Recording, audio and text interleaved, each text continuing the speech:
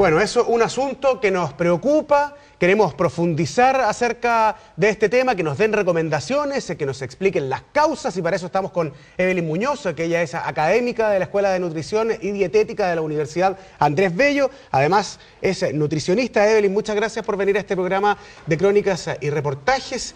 La primera pregunta, da la sensación que este es un tema que lleva varios años ya tratándose, pero todavía como que no se toma conciencia. Mira, esto empieza desde los años 90 más o menos, en que empieza la transición nutricional aquí en Chile, y empezamos ya a ver la pérdida de la desnutrición y el avance del sobrepeso y la obesidad. Y eso principalmente porque ya empezamos a incorporar en gran parte de la alimentación los alimentos procesados, los elaborados, aquellos envasados que ya no se preparan en la casa. La mujer ya no está tan responsable de la alimentación del hogar y por lo tanto se empiezan a introducir estos alimentos ricos en sal, en sodio. O sea, no le vamos a echar la culpa a la mujer de todas maneras, porque es una tarea compartida entre el hombre y la mujer, la alimentación de los hijos y la alimentación de la familia. Pero, ¿por qué llegamos a un nivel en que nosotros consumimos 3 o 4 veces más sal que cualquier otro país del mundo?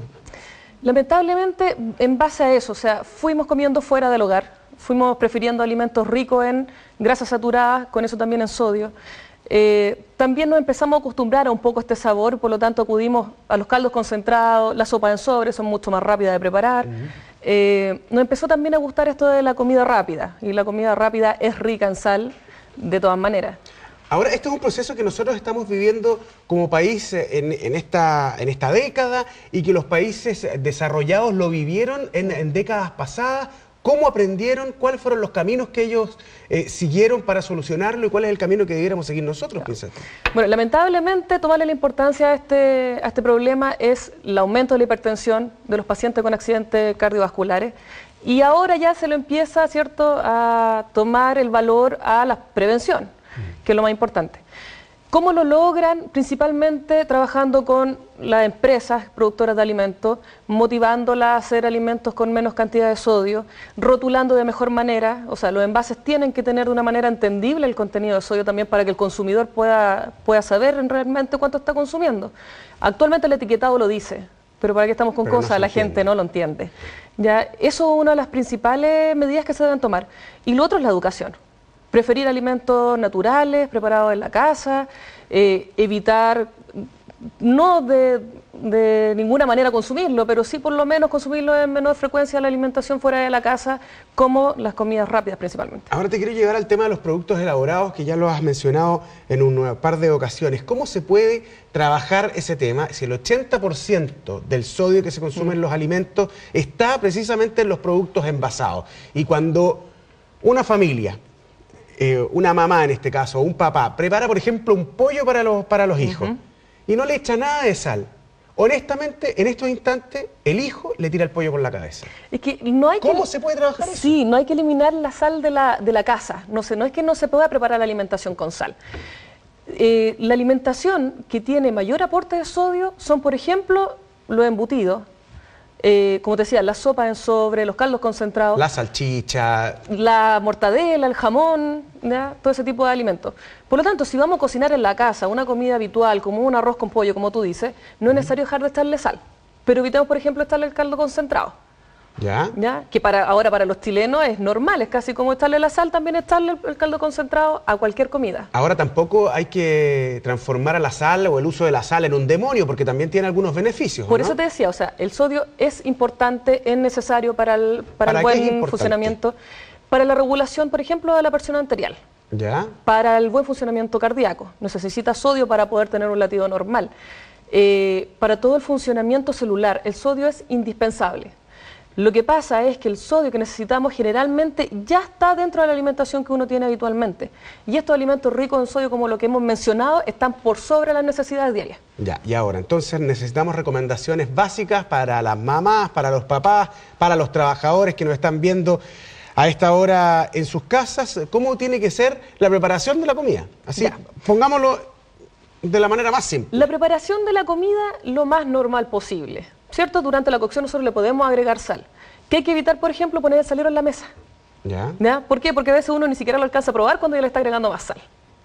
Si vamos a preparar alimentación, preparemos los alimentos en su forma natural. Por ejemplo, no prefiramos una lasaña preelaborada a una que podamos hacer en la casa. Porque esa el trabajo es el triple, eso sí. De todas maneras, pero lamentablemente eso es lo que nos ha llevado a la ingesta excesiva de sodio, el preferir alimentos que ya vienen hechos o que de alguna manera uno dice, tiene un sabor más rico, no sé por qué. Ese es el sodio. Entonces, si vamos a preparar la alimentación en la casa, tratemos de que sea lo más natural posible. No quiere decir que no comamos nunca más este tipo de alimentos, que no nos podamos comer un pan con jamón, pero sí que durante el día no vayamos sumando aquellos alimentos ricos en sodio. Por ejemplo, como decíamos, los embutidos, la sopa en sobre, los caldos concentrados. También, por ejemplo, las aceitunas, ¿ya? Son ricas en sodio. No comamos tan habitualmente en la comida fuera del hogar. Evitemos, si vamos a comer entonces, la alimentación chatarra. Las hamburguesas, por ejemplo, tienen alrededor de 6 gramos de sal por unidad. ¿Y cuánto es lo que nosotros debiéramos comer de sal máximo al día? Siempre se habla como de una tapita de lápiz Bic, pero eso tiene que ser para todo el día, para una persona, para toda una familia, porque no se cocina para una persona, se cocina, no sé, una olla de arroz, Claro, lo que pasa es que la tapita de lápiz Bic la podemos utilizar como medida cuando estamos cocinando sin sal, ¿ya? Porque si estamos cocinando con sal y además le vamos a agregar la tapita de lápiz Bic, también estamos teniendo un exceso. Pensemos en la tapita de lápiz Bic, después de que la comida está preparada, claro, eso claro. De partida hay que eliminarlo. O sea, la sal extra la sacamos. Ya, pero a la hora de cocinar. Porque a veces incluso hay dichos que dice está firme la cocinera porque le echó mucha sal, no está firme la cocinera y se quiere ir porque le echó poca sal. Entonces, incluso hay en el consciente colectivo de la gente que el que tenga harta sal es porque está rica la comida. Sí, y lamentablemente nuestro paladar se va acostumbrando al exceso de sal. Entonces, aunque la cantidad sea menor para encontrar lo rico, nosotros lo vamos a empezar a encontrar cada vez mejor con una cantidad excesiva de sal porque ya nos acostumbramos. Por eso se debe empezar a cocinar con menos sal, porque también nos vamos a ir acostumbrando, pero esto es paulatino, no es de un día para otro. Obviamente al principio lo vamos a encontrar desabrido, pero si estamos preparando, por ejemplo, una cazuela para 4 o 5 personas, no debiéramos agregarle más de 3 tapitas de lápiz Bic, que es más o menos la medida de 1 gramo de sal. Y eso está permitido. Eso estaría permitido. Claro. Hasta ahí. Ahora se está discutiendo el tema del proyecto que se le ha denominado el proyecto de la comida chatarra en el Congreso Nacional, donde hay varios lineamientos que, por ejemplo, que se prohíbe la publicidad a ciertos productos, un etiquetado más claro, aumentar la educación física en los colegios, sacar de los kioscos por ejemplo, las ramitas, las papitas fritas, más encima cuando vienen con un juguete que lo hace más atractivo. ¿Ese es un buen camino, crees tú como nutricionista? Estoy absolutamente de acuerdo con la medida. Creo que en los colegios los niños no están todavía en una edad de poder elegir su alimentación. Obviamente, si son más entretenidos, son más coloridos y además tienen un menor costo, los niños van a preferir ese tipo de alimentos. Ahora, por otra parte, también lo leí hoy día en la SOFOFA, dicen, bueno, pero van a prohibir este tipo de alimentos, pero el niño si quiere va a la esquina y se compra un pastel también. Entonces, ¿por dónde pasa el tema? ¿Pasa por la casa, por la educación? Bueno, eso es lo que hay que... Primero pasa por la casa, ¿ya? O sea, si nosotros a los niños le empezamos a inculcar buenos hábitos alimentarios de que son pequeños, lo más probable es que la elección de estos alimentos sea menos frecuente. No quiere decir que no los van a comer, pero lo van a comer una vez a la semana y no va a ser diario. Segundo, si nosotros no le entregamos la colación, por ejemplo, al hijo, o no le mandamos el almuerzo de la casa y lo mandamos con dinero, él no va a preferir una manzana o una ensalada antes que una hamburguesa o un completo. Por lo tanto, lo primero que tenemos que hacer es mandar la alimentación del hogar. ¿Ya? Segundo, si los niños van a comprar durante la jornada escolar, no van a poder ir a la esquina tampoco a comprar aunque esté disponible, porque no pueden salir del establecimiento.